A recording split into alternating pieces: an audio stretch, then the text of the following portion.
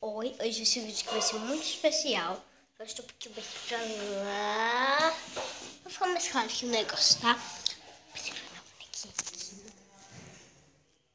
Oi.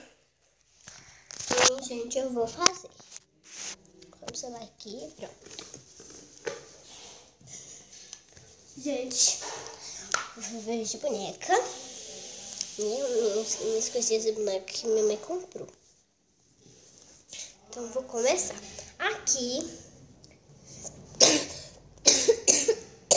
finalmente eu fiz um redinho. Tem dois babadozinhos, né? Que é um meu, que é ali. Aqui, um babadozinho. Tá?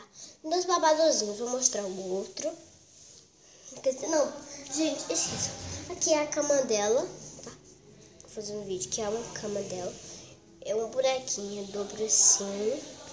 E assim, coloco aqui no cantinho. Aqui é o lençol dela. É da Barbie. Tá? Aqui é o lençol. Aqui é um pomadinho que eu mijo na cama. Aí eu fiz que eu passo no rostinho, ela aperto aqui. Aí se é pomadinha, eu passo, fijo, né?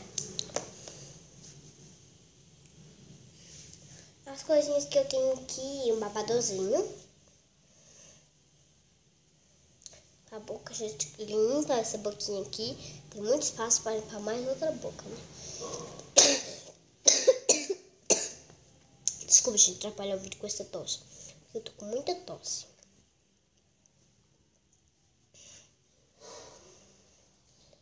Ao filho de Davi.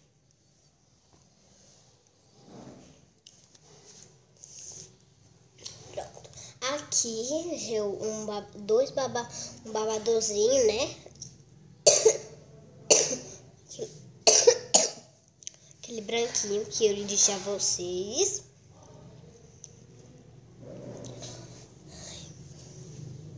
Aqui é duas meias de colocar no pé. Da minha boneca. Aqui é uma meia que eu fiz que ela quebrou a mão e coloco. Aqui é o do babadozinho, né? Dela. E, gente, no final, uma bolsinha. Só abotoar, tá? Não vou abotoar. Só dar um nó bem aqui, né? Então, gente, foi esse o vídeo. Então, tchau, tchau. Eu vou mostrar minhas bonecas pra vocês. Tchau e tchau, tá, gente?